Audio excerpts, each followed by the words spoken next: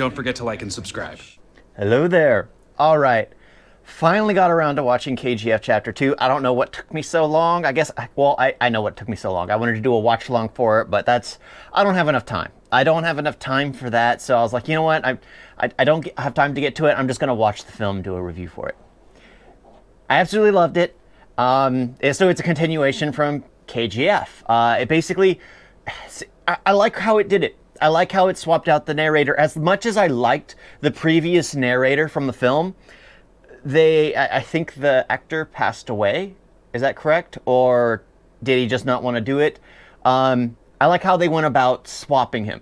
They basically said he had an illness and then his son took over, because here the original narrator was so fixated on it that his son knew the story, so his son took over. I like that little element. That was nice. It still made it. It still worked.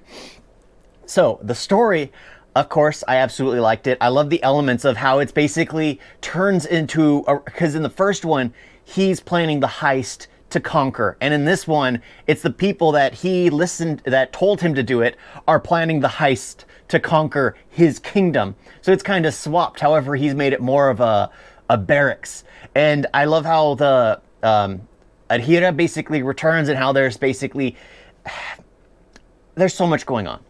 So much going on in this film. It's too much to actually just explain it. I'm pretty sure someone could easily break down the film very quickly. But I was so enthralled in it. The only thing I had an issue with was that one scene where the bridge is on fire. A wooden bridge held by rope is on fire, and Adhira is holding the whole thing by himself as trucks drive across it.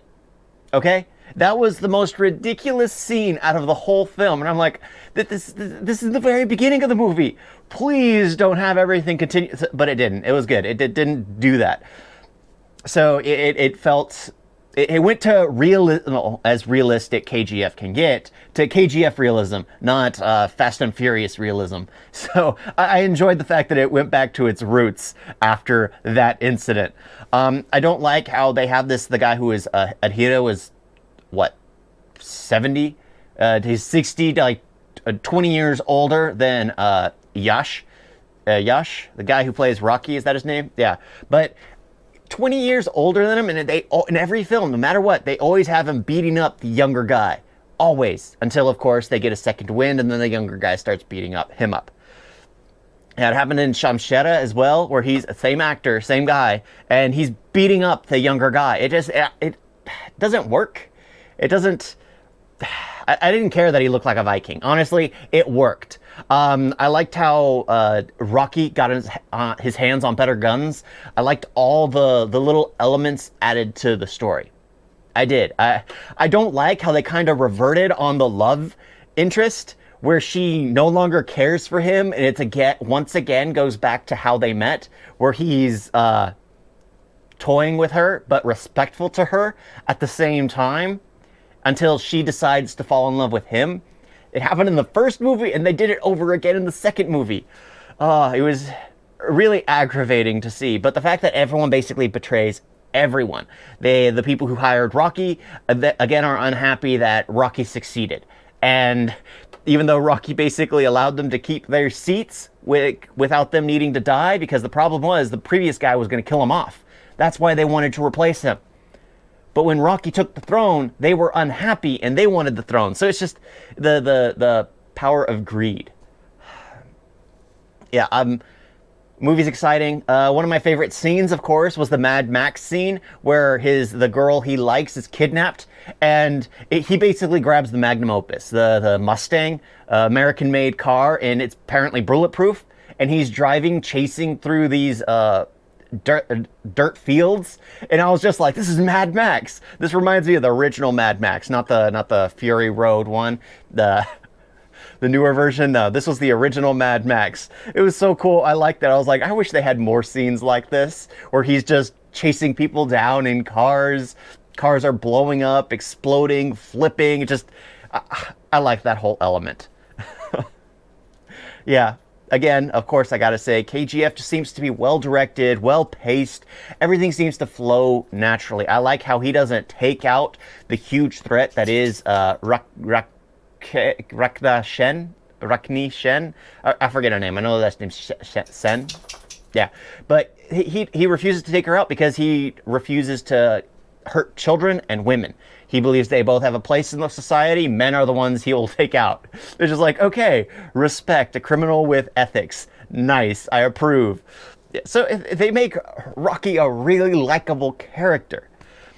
Oh, but it pissed me off at the end. It did, because I kept hearing that there was a chapter 3. I kept hearing there's a chapter 3, and then it ends. And it's just like, what the heck was this? What the heck? And then there's a post-credit scene, and it's just like, oh my gosh, how long do I have to wait now? Oh, it was bad enough. I had to wait almost a year, to see, a little over a year actually, to see number 2. Now I have to wait who knows how long to see chapter 3. Because honestly, I don't think they can kill him off. I don't think they can actually kill him off and have it be a good ending. It won't work.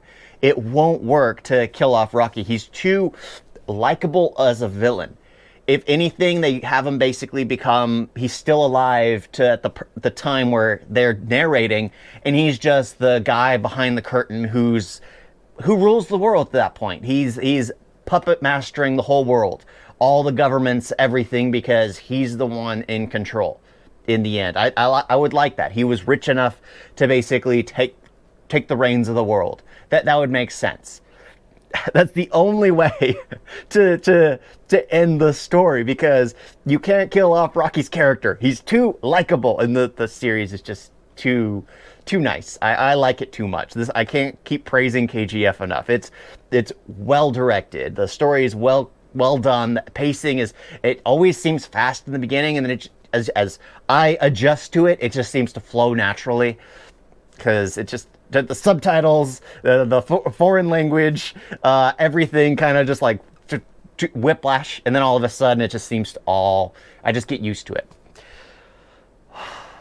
Yeah, I praise this movie, I think, a little too much. I'm sure there are a lot of issues with it. There are a lot of issues with it, but the problem is, I think the good things outweigh the one ridiculous element where trucks are driving across a burning wooden rope-held bridge, which one person is holding everything together. Yeah, that one ridiculous scene. I was thinking it was going to go a Fast and Furious route, but nope, it was just that one scene. All right, thank you all for watching. Talk to you next time. Toodles.